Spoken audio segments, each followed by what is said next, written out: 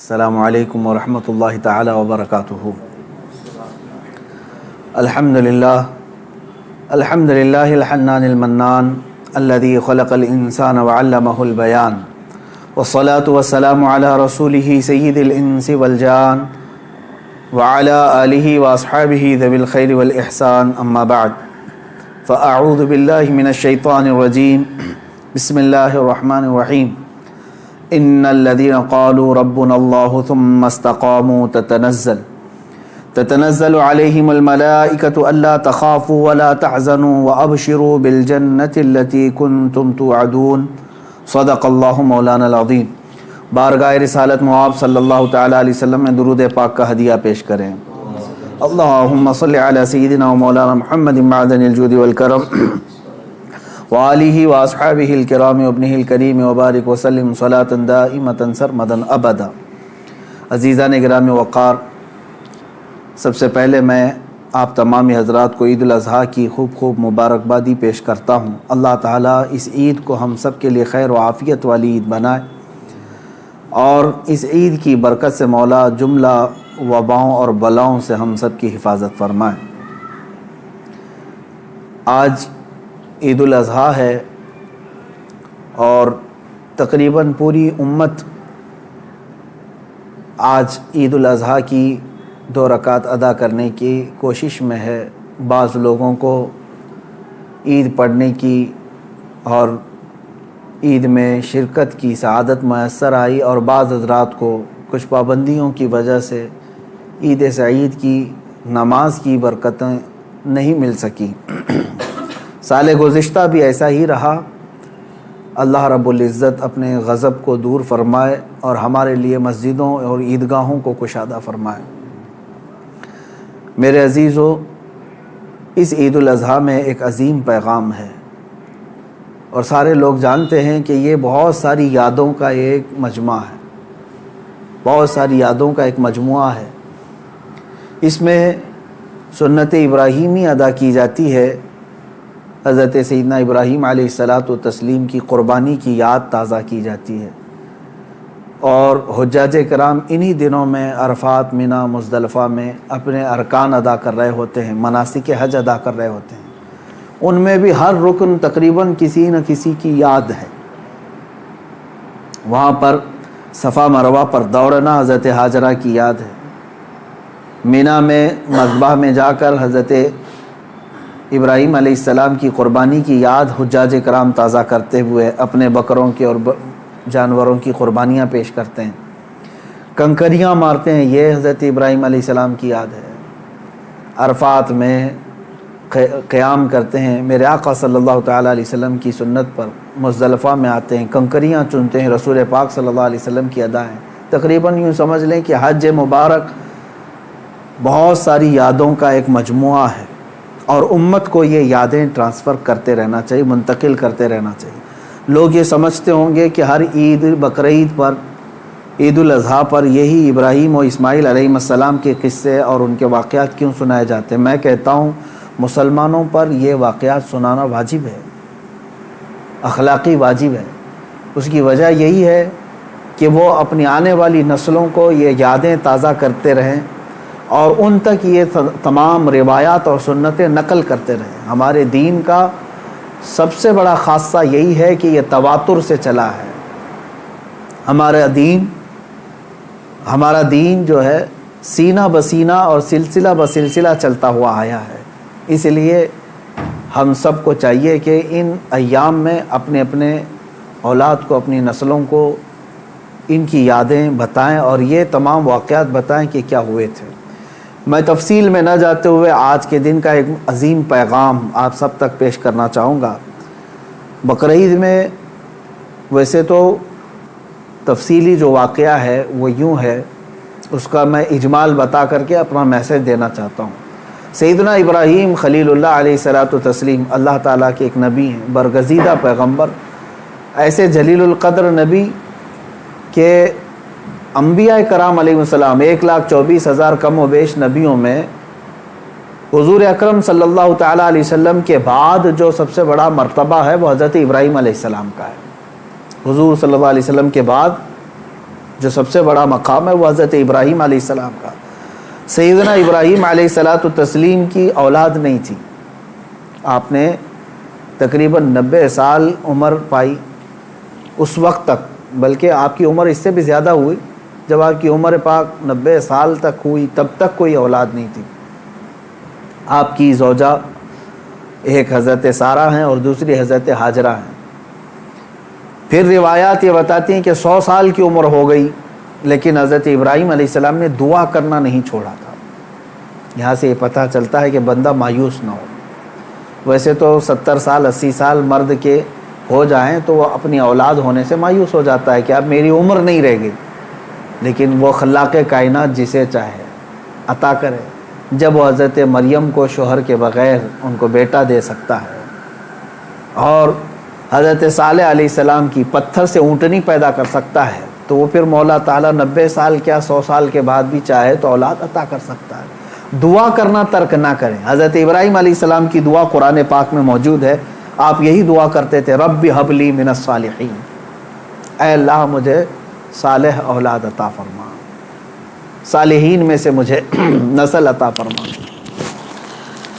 حضرت ابراہیم علیہ الصلاۃ والتسلیم کی اس دعا کو قرآن پاک میں بھی آپ تلاوت میں پائیں گے۔ حضرت ابراہیم علیہ الصلاۃ والتسلیم کی اس دعا کو اللہ تبارک و تعالیٰ نے قبول فرمایا، اور پھر اللہ تعالیٰ نے ارشاد فرمایا کہ ہم تمہیں ایک بیٹا عطا کرتے ہیں۔ وہ کیسے معاملات ہوئے یہ بھی دیکھیے۔ حضرت ہاجرہ حضرت ابراہیم علیہ السلام کی اہلیہ، وہ گھر میں موجود ہیں، کچھ فرشتے آئے اور فرشتوں نے آ کر کے بشارت دی کہ اللہ تبارک و تعالیٰ تمہیں بیٹے سے نوازنے والا ہے۔ تو کہنے لگی کہ میں اتنی بوڑھی ہو گئی ہوں، ان کی خود کی عمر 90 سال کے اوپر کی تھی، کہا اتنی بوڑھی ہو گئی ہوں، کیا مجھے بچہ ہو سکتا ہے؟ فرشتوں نے کہا ہاں، اللہ تبارک و تعالیٰ جو غالب حکمت والا ہے وہ چاہے تو ہو سکتا ہے۔ تو پھر اللہ تبارک و تعالیٰ نے یہ بشارت دی، اور بڑھاپے میں حضرت ابراہیم علیہ السلام کو بیٹے کی بشارت سے نوازا، اور اس کے بعد حضرت اسماعیل علیہ السلام کی ولادت ہوئی۔ چند دنوں کے بعد، چند سالوں کے بعد حضرت سارہ سے حضرت ابراہیم علیہ السلام کو دوسرے بیٹے بھی ہوئے، حضرت اسحاق علیہ السلام، یعنی اسی عمر میں۔ اور یہ وہ لوگ ہیں، یہ 2 بیٹے ایسی عمر میں ہوئے۔ اب یہاں بتاتا ہوں میں آپ کو صبر کا اور استقامت کا پھل کتنا عظیم ہوتا ہے۔ 100 سال تک ابراہیم علیہ السلام صبر کرتے رہے اولاد کو، اور اس کے بعد اللہ نے اولاد دیا، 2 بیٹے تھے، ایک اسماعیل علیہ السلام اور دوسرے اسحاق علیہ السلام۔ ان دونوں نبیوں کے بارے میں اگر میں آپ کو بتاؤں، اسحاق علیہ السلام وہ نبی ہیں، حضرت ابراہیم علیہ السلام کے وہ بیٹے ہیں جن کو اللہ نے نبی بھی بنایا، اور ان کی نسل میں 30,000 سے زیادہ نبی پیدا کیے تقریباً۔ بنی اسرائیل پوری نسل جو ہے وہ اسحاق علیہ السلام کی نسل ہے۔ اسحاق علیہ السلام کے بیٹے یعقوب علیہ السلام، یعقوب علیہ السلام کے بیٹے یوسف علیہ السلام، یہاں سے پوری بنی اسرائیل چلی، اس میں ہزاروں نبی آئے۔ ابراہیم علیہ السلام کو ایک بیٹے اسحاق علیہ السلام کی نسل میں سارے نبی عطا کیے، اور دوسرا بیٹا جو اسماعیل علیہ السلام عطا کیے، ان کی نسل میں تو سید الانبیاء حضور صلی اللہ علیہ وسلم آتا ہے، محمد الرسول اللہ صلی اللہ علیہ وسلم علیہ افضل التحیت و اکمل التسلیمات۔ تو یہ حضرت ابراہیم علیہ السلام کی دعا کا نتیجہ تھا، اور صبر اور استقامت کا۔ آج جو مجھے پیغام دینا تھا وہ یہی ہے۔ میں نے آیت کریمہ بھی خطبے میں یہی پڑھی۔ بے شک وہ لوگ جنہوں نے یہ کہا اللہ ہمارا رب ہے، ان الذین قالوا ربنا اللہ، بے شک وہ لوگ جنہوں نے کہا اللہ ہمارا رب ہے، ثم استقاموا، پھر اس پر جم گئے، یہ ہے استقامت۔ استقامت کہتے ہیں ڈٹے رہنا، جمے رہنا۔ اب اس کے متعلق جو قرآن کہتا ہے تتنزل علیہم الملائکہ، ان پر اللہ تعالیٰ فرشتے اتارتا ہے۔ کیا کہتے ہوئے آتے ہیں فرشتے؟ اللہ تخافوا ولا تحزنوا، گھبراؤ مت، ڈرو مت، ہم تمہیں وہ بشارت دینے آئے ہیں جس جنت کا اللہ نے تم سے وعدہ کیا ہے۔ تھوڑے دن اور باقی رہو، تھوڑے دن اور جمے رہو، اور ڈٹے رہو۔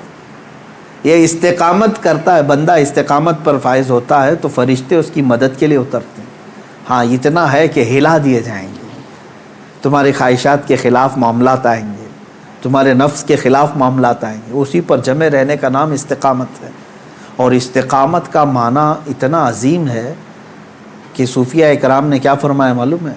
الاستقامت فوق الکرامت، عربی میں فرمایا استقامت جو ہے یہ کرامت سے بھی بڑھ کر کے ہے۔ لوگ کہتے ہیں نا کرامت کا مطلب اکثر لوگوں نے ہی سمجھا کہ وہ انہونی چیز دکھانا، یعنی جو ایسی چیز جو کو دیکھے ہی نہیں پائے، ہوا میں کوئی اڑ کے دکھا رہا ہے، پانی پہ کوئی چل کے دکھا رہا ہے، تو اس کو بہت سارے لوگ کیا سمجھتے ہیں؟ یہی کرامت ہے، محیر العقول چیزیں، یعنی جو عقل کو عاجز کر دیں۔ اور فرمایا گیا ان کرامتوں سے سب سے بڑھ کر کے استقامت ہے، یعنی شریعت پر جمے رہنا، ڈٹے رہنا۔ میں اس پر آتا ہوں، حضرت ابراہیم علیہ السلام کے اس واقعے کو میں مختصر کرتا ہوں۔ بیٹا ہوا، 100 سال تک صبر کرنے کے بعد پھر اللہ تبارک و تعالیٰ نے امتحانات ایسے لیے کہ ابراہیم علیہ السلام کو ترک وطن کرنا پڑا ہے، یعنی آپ کا شہر جو ہے بابل تھا، عراق۔ واقعہ تفصیل سے آپ کو پھر کبھی، وہاں آپ کو ہجرت کرنا پڑا، وہاں سے وطن چھوڑ دیا آپ نے، آپ کو جان کی بازی بھی لگانی پڑی، آگ میں آپ کو ڈالا گیا ہے، جان کے ساتھ بھی آپ کا امتحان ہوا، اس میں بھی آپ استقامت پر تھے۔ جب آپ کو نمرود آگ میں پھینک رہا تھا، جبرائیل علیہ السلام آئے اس وقت اور پوچھنے لگے الک حاجت یا خلیل اللہ، اے اللہ کے خلیل کوئی حاجت ہو تو بتائیں۔ تو حضرت ابراہیم علیہ السلام آگ میں پھینکے جا رہے ہیں، اس وقت بھی کیا کہتے ہیں؟ ہاں ہے حاجت لیکن اللہ سے ہے، میرا مولا میرے ساتھ ہے۔ یہ استقامت اور توکل کا اعلیٰ درجہ۔ تیسرا جو ہوا آپ کے ساتھ وہ اولاد، اور آپ کو یہ بھی میں بتا دوں کہ اب اولاد دیا اللہ تعالیٰ نے، پھر حکم یہ فرمایا، خواب میں حضرت ابراہیم علیہ السلام کو یہ کہا گیا کہ آپ اپنے بیٹے کی قربانی دیں اللہ کی بارگاہ۔ لیکن ابراہیم علیہ السلام نے خواب میں دیکھا تو اس کے بدلے میں آپ نے جانتے ہیں تقریباً آپ نے 100 اونٹوں کو ذبح کر دیا، اونٹ ذبح کیے۔ شاید اس خواب کی تعبیر یہ ہو۔ دوسرے دن پھر خواب وہی آیا، پھر آپ نے ذبح کیے۔ تیسرے دن پھر خواب آیا، تب آپ نے یقین کے ساتھ یہ فرمایا کہ مجھے میرے بیٹے اسماعیل کی ہی قربانی کا حکم دیا جا رہا ہے۔ پھر حضرت ابراہیم علیہ السلام، یعنی اونٹوں کے ذبح کرنے میں مال بھی تو کتنا قربان ہوا۔ تو اب میں جو بتانا چاہ رہا ہوں، اب وہ آخری بات سنیں۔ اسماعیل علیہ السلام کو بلایا اپنے قریب، جب ابھی حضرت اسماعیل علیہ السلام کی عمر پاک شباب کو نہیں پہنچی تھی، جوانی کے قریب آ رہی تھی، بلا کر کے کہنے لگے کہ انی ارا فی المنام انی اذبحک، اے اسماعیل میں نے خواب میں دیکھا ہے اور اللہ کا حکم یہ پایا ہے کہ میں تمہیں ذبح کر رہا ہوں، تم کیا کہتے ہو؟ حضرت اسماعیل علیہ السلام نے کیا کہا؟ یا ابت افعل ما تؤمر ستجدنی انشاء اللہ من الصابرین، اے میرے والد گرامی آپ کو جس بات کا حکم دیا گیا ہے وہ کر جائیے، آپ انشاءاللہ آپ مجھے صبر کرنے والا پائیں گے۔ اسماعیل علیہ السلام بیٹے کو کوئی یہ کہے، اب یہ اسی کے لیے شاعر نے یہ کہا ہے، یہ مکتب کی کرامت تھی کہ فیضان نبوت تھا، سکھائے کس نے اسماعیل کو آداب فرزندی۔ ہاں بہرحال اب جو معاملہ پیش آیا وہ پتہ ہے آپ کو، حضرت اسماعیل علیہ السلام کو لے گئے مینا میں، وہ جگہ آج بھی باقی ہے جہاں حجر اسماعیل کہہ کر کے ایک پتھر رکھا گیا ہے، وہاں پر اسماعیل علیہ السلام کو لٹایا گیا۔ ابراہیم علیہ السلام نے اپنی آنکھوں پر پٹی باندھ لی، ان کے ہاتھ پیر کو باندھ دیا، اور اس کے بعد تیز چاقو سے ان کے گردن پر چھری چلائی، لیکن چھری نہ چلی۔ روایات یہ بتاتی ہیں کہ آپ نے اس چھری کو پتھر پر مارا، پتھر 2 ٹکڑے ہو گیا، کٹ گیا، لیکن نرم و نازک گلا نہیں کٹا، 2 مرتبہ نہیں کٹا۔ تیسری مرتبہ آپ نے زور سے چلایا تو کٹ گیا مگر گلا نہیں۔ اللہ تبارک و تعالیٰ کے حکم سے جبرائیل علیہ السلام ایک دمبا جنت سے لے آئے اور اسماعیل علیہ السلام کو وہاں سے ہٹا کر کے دمبا رکھا، دمبا ذبح ہو گیا۔ اسماعیل علیہ السلام کھڑے رہے۔ ابراہیم علیہ السلام جب ذبح کر چکے تو اپنی آنکھوں سے پٹی ہٹا کر کے آپ اللہ کا شکر ادا کر رہے تھے کہ اے مولا تیرا جو حکم تھا وہ میں نے مکمل کر دیا۔ تو جب آپ نے پٹی ہٹا کر کے دیکھی تو بکرا ذبح ہے اور اسماعیل علیہ السلام سلامت ہیں، تو رب تبارک و تعالیٰ نے یوں ارشاد فرمایا قد صدقت الرؤیا یا ابراہیم، اے ابراہیم تو نے ہمارے بتائے ہوئے خواب کو سچ کر دکھایا۔ وَنَادَيْنَاهُ بِذِبْحٍ عَظِيمٍ، ہم نے اسماعیل کو ذبح عظیم کے نام سے پکارا۔ اللہ تعالیٰ نے فرمایا، اللہ تبارک و تعالیٰ یہ امتحان لے رہا تھا۔ یہ انبیاء اکرام علیہم الصلاۃ و تسلیم کے ساتھ ہے، ایسا نہیں ہے کہ سارے لوگ یہ کر پائیں گے۔ وہ اس درجے کے ایمان والے تھے، ان کو اسی انداز سے امتحان لیا گیا۔ اب جو بات دو چیزیں عرض کرنی ہے، پہلی بات تو یہ ہے کہ بعض مفسرین نے اور عاشقان رسول نے اس میں پیارا نقطہ یہ بیان فرمایا، گلا نہ کٹنا، ذبح نہ ہونا کیا وجہ تھی؟ تو فرمایا گیا اس لیے کہ اسماعیل علیہ السلام کی پیشانی میں نور محمدی تھا۔ حضور اکرم صلی اللہ تعالیٰ علیہ وسلم کا نور پاک تھا، انہی کی نسل میں حضور تشریف لائے، ابھی دنیا میں نور محمدی کو آنا تھا۔ اب بعض مفسرین اس بات پر ہی نہیں رکتے بلکہ ان تمام چیزوں کو اوپر تک لے جاتے ہیں۔ ابراہیم علیہ السلام کو آگ نے نہیں جلایا، وہاں پہ بھی نور محمدی ان کے پیشانی میں تھا۔ نوح علیہ السلام کی کشتی غرق نہیں ہوئی اس لیے کہ نوح علیہ السلام کی پیشانی میں بھی نور محمدی تھا۔ بہرحال دوسری بات میں جو بتانا چاہ رہا ہوں وہ 4 چیزیں تھیں۔ ابراہیم علیہ السلام کا وطن سے ہجرت کرنا، ان کا آگ میں ڈالا جانا اور ان کا جانوروں کو ذبح کرنا، پھر چوتھے نمبر پر اولاد۔ کوئی بھی انسان اپنی زندگی میں 4 چیزوں سے بے انتہا محبت کرتا ہے، 4 چیزیں اس کی بہت محبوب ہوتی ہیں۔ پہلی چیز اس کا وطن، جہاں پر پیدا ہوا، جہاں رہ رہا ہے، اس سے وہ محبت کرتا ہے۔ دوسری چیز وہ اپنے مال سے محبت کرتا ہے۔ تیسری چیز وہ اپنی اولاد سے محبت کرتا ہے۔ چوتھی چیز وہ اپنی جان سے محبت کرتا ہے۔ اور امتحان انہی چیزوں سے ہوتا ہے جس سے محبت کیا جاتا ہے، ایسی دوسری چیزوں سے نہیں امتحان لیا جاتا۔ آپ کو جو چیز ناپسند ہے میں کہوں وہ دے دو، وہ فوراً اٹھا کے دے دیں گے، جیسے گھر میں رکھا ہوا کچرا اٹھا کر کے فقیروں کو دے دیتے ہیں۔ ہاں امتحان تو اس وقت ہوگا جو اپنے مزے کی اور پسندیدہ چیز آپ بنا رہے تھے اور پھر آپ کو کہا گیا اس میں سے دے دو، تب مشکل ہو جاتا ہے۔ ہاں جو دے دیا اور پھر وہ امتحان میں کامیاب ہوا، اپنی پسندیدہ چیز۔ ابراہیم علیہ السلام سے جو امتحانات لیے گئے وہ 4 محبوب چیزوں سے امتحان لیے گئے، اور اب 4 امتحانات میں ثابت قدم رہے۔ آپ نے وطن بھی ترک کیا، جان بھی جوخم میں ڈالی، اولاد بھی اور اپنا مال بھی۔ پھر اللہ تبارک و تعالیٰ نے اس عظیم مقام پر آپ کو فائز فرمایا جو حضرت ابراہیم علیہ السلام کو آج بھی کیا لقب ہے معلوم؟ ابو الانبیاء کہا جاتا ہے۔ ابو الانبیاء یعنی نبیوں کے باپ ہیں۔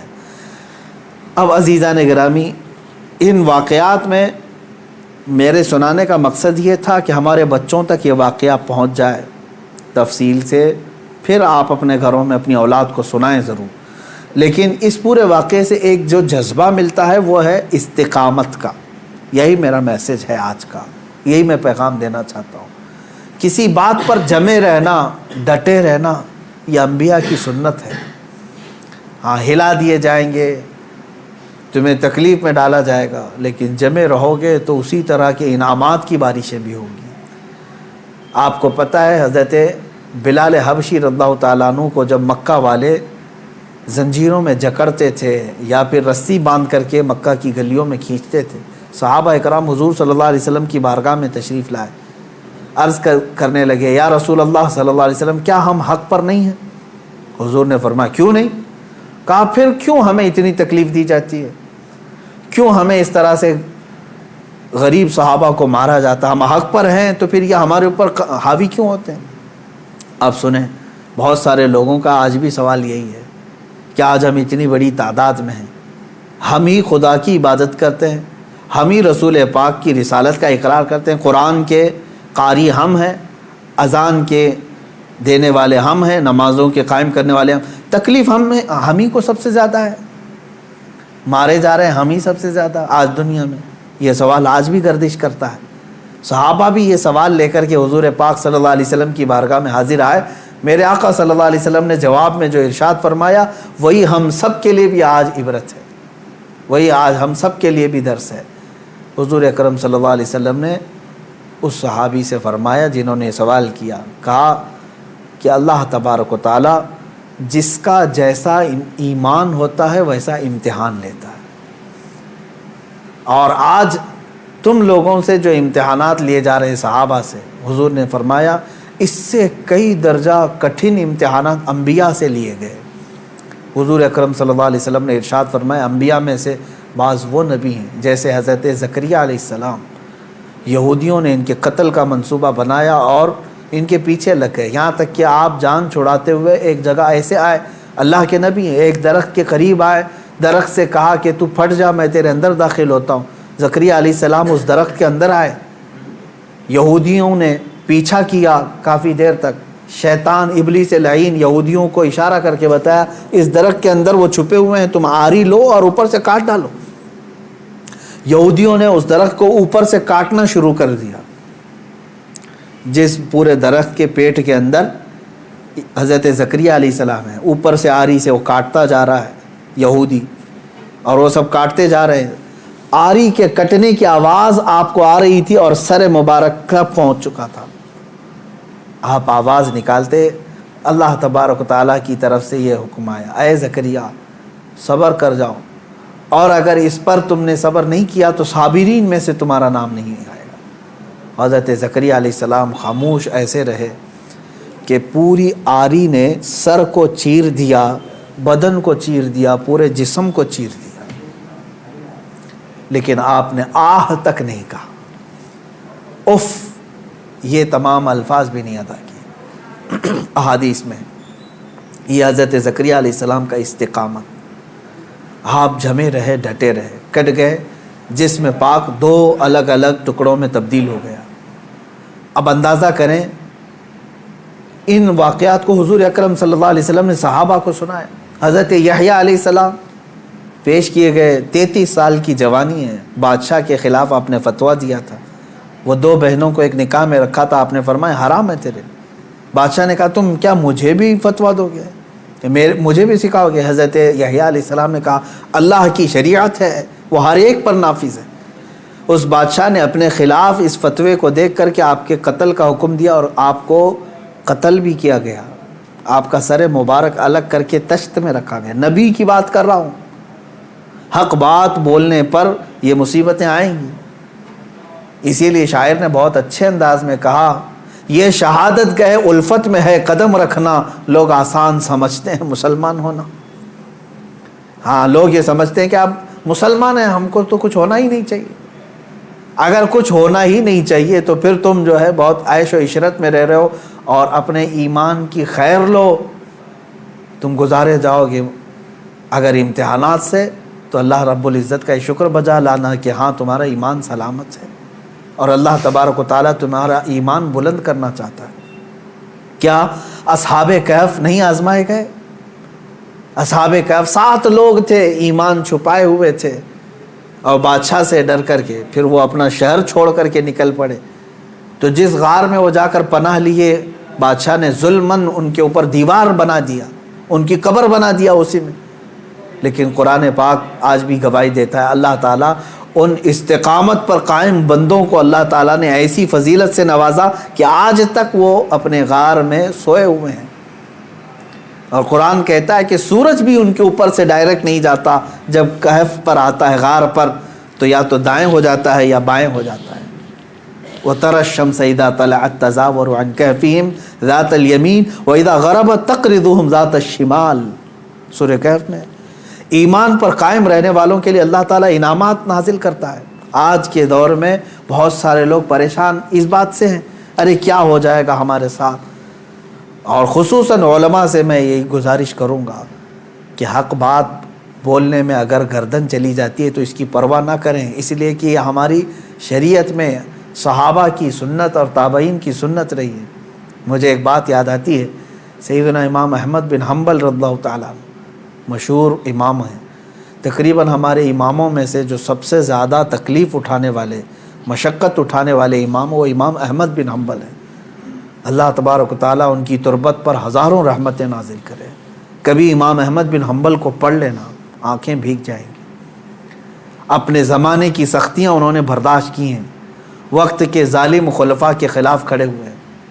خلیفہ بنتے تھے کچھ لوگ، سیاست میں آتے تھے اور اپنی طاقت کے زور پر چاہتے تھے کہ ہمارا ہی حکم نافذ ہو، شریعت نہیں، قرآن نہیں۔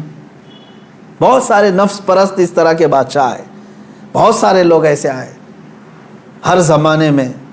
اسی لیے اقبال نے سچ کہا تھا، ستیزہ کار رہا ہے ازل سے تا امروز، شرار ابو لہبی سے چراغ مصطفی۔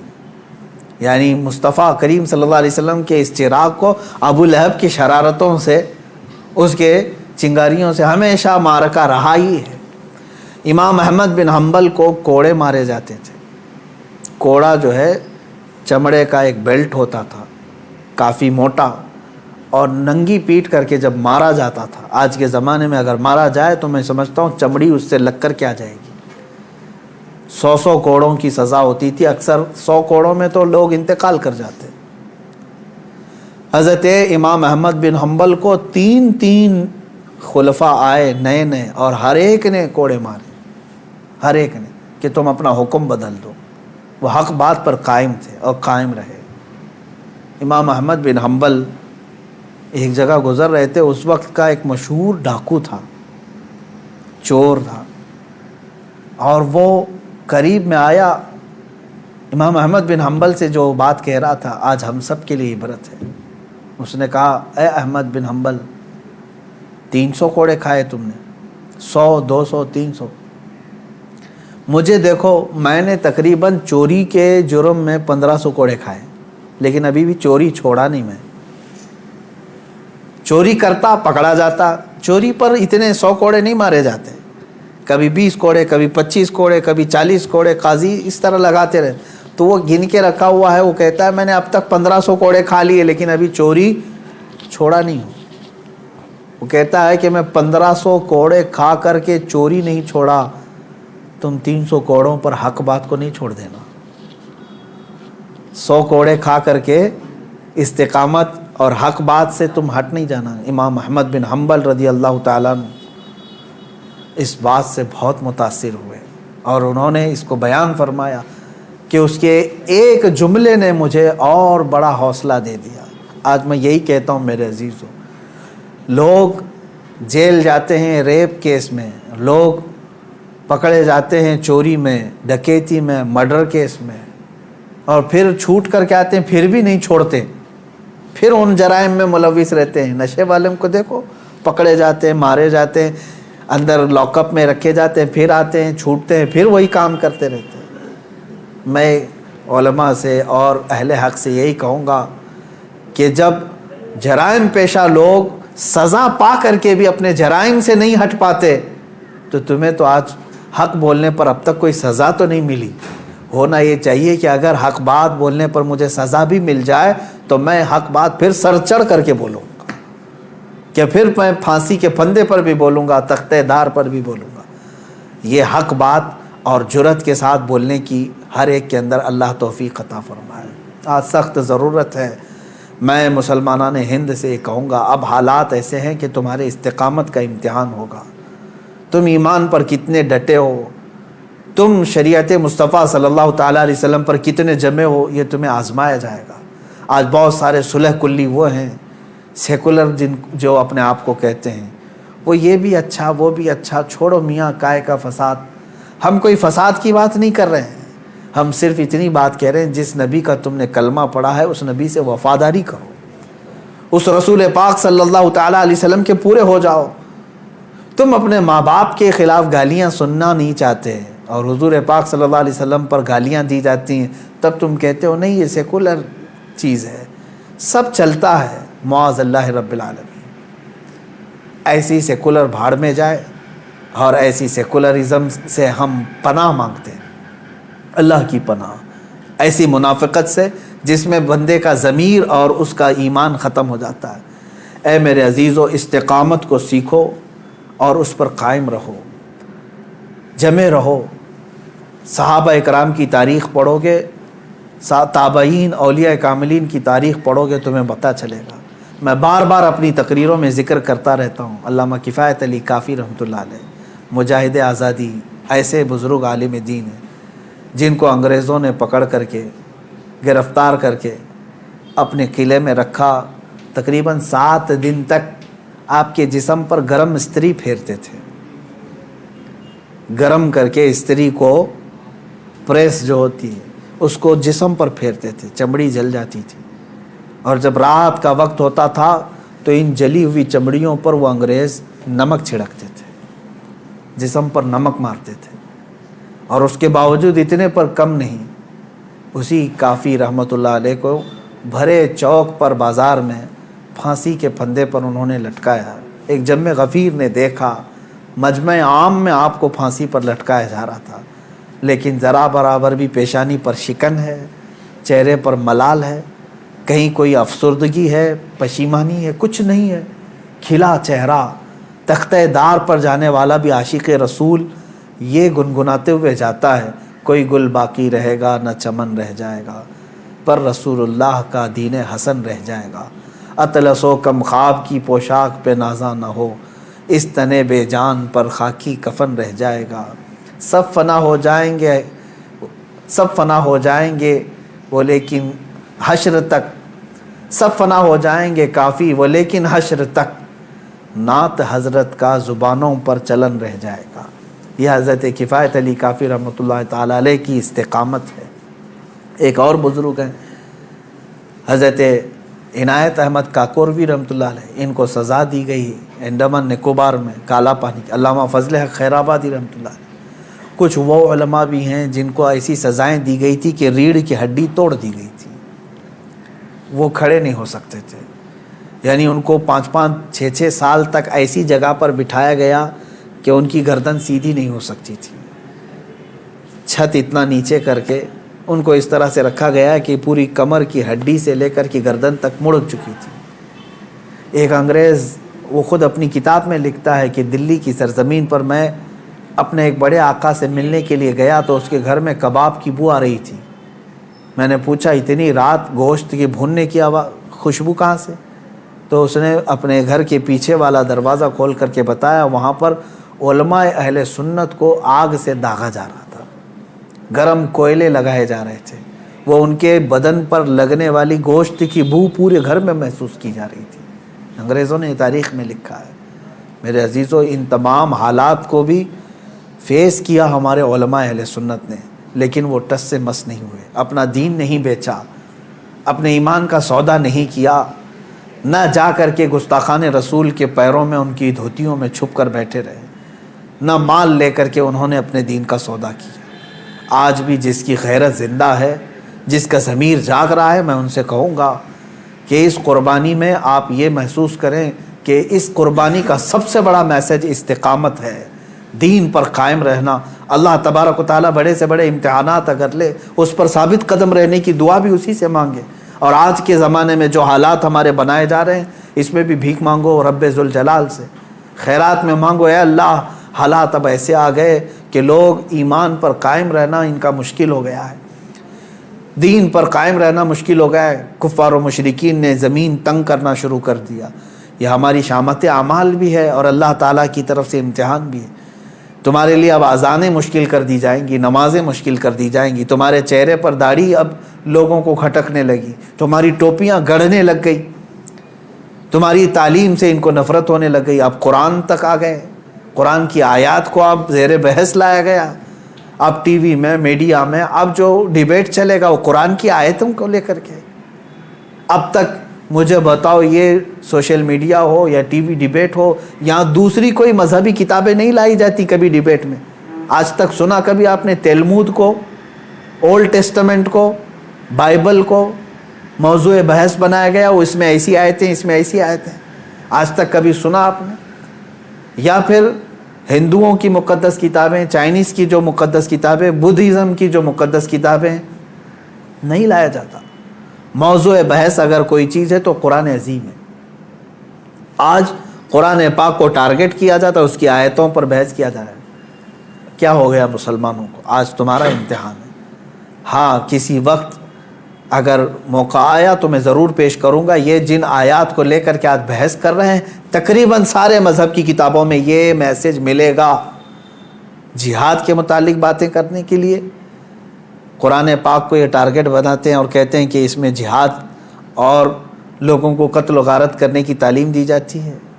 یہ جن جن آیتوں کو کوٹ کرتے ہیں، میں چیلنج کے ساتھ کہتا ہوں اسی طرح کا میسج میں ہندوؤں کی کتاب میں بھی بتا سکتا ہوں اور عیسائیوں کی کتابوں میں بھی بتا سکتا ہوں، لیکن جانبداری ایسی ہے کہ ان کتابوں کو چھوا بھی نہیں جاتا، بات بھی نہیں کی جاتی۔ قرآن پاک پر آج سب ہرزہ سرائی کرنے پر مشغول ہیں۔ میں علماء سے کہتا ہوں، ہزاروں کی تعداد میں علماء اہل سنت موجود ہیں، عشاقان رسول موجود ہیں۔ اب تمہارے استقامت کا امتحان ہے، جمے رہو ایمان پر، ڈٹے رہو، آ جاؤ مصطفیٰ کریم صلی اللہ تعالیٰ علیہ وسلم کے اخلاق حسنہ پر۔ تم نے دنیا بہت دیکھی، عیاشیاں بہت کر لی، فیشن شو بہت کر لی، اپنے نفس کو بہت راضی کر لیا، کچھ مصطفیٰ کریم صلی اللہ علیہ وسلم اور ان کے رب ذوالجلال کو راضی کرنے کے لیے بھی کام کر لو۔ تم نے کپڑے پہنے اپنے نفس کو راضی کرنے کے لیے اور چند شیاطین کو اور چند دوستوں کو راضی کرنے کے لیے، اپنے چہرے کی حیت بنائی، اپنے گھر بار کو بنایا چند لوگوں کو راضی کرنے کے لیے۔ اے مسلمانوں، آج اپنے رب ذوالجلال کو راضی کرنے کی طرف بھی تو قدم بڑھاؤ کہ میں جس کی طرف لوٹایا جانے والا ہوں اس کو بھی راضی کرنے کا میں کوئی تو کام کروں۔ میں چہرے میں، کپڑوں میں، اپنے لباس میں، اپنے گھر میں، اپنے کھان پین میں اللہ اور اس کے رسول کو راضی کرنے کی بھی کچھ کام کروں۔ بس آج کے دن میں اتنا ہی کہوں گا کہ آج جانور ذبح کر کے گوشت کھا لینا اور اپنے آپ کو خوشیوں میں گوشت کے الگ الگ ڈشیں بنا کر کے عید میں مشغول کر لینا، یہ عید کا مقصد نہیں ہے۔ عید کا اصل مقصد ہے اللہ کو راضی کرنا۔ وہ اگر راضی ہو گیا تو ہر دن تمہارا عید کا ہے، اور اگر وہ تمہارے اعمال سے ناراض ہے، چاہے 1000 بقرعید آئیں، 1000 عید الفطر آئیں، تمہارے لیے کون سی عید ہے؟ رب تعالیٰ اگر تم سے ناراض ہے، کون سی عید ہے؟ عید در حقیقت مولا کو منانا ہے، اس کو راضی کرنا ہے۔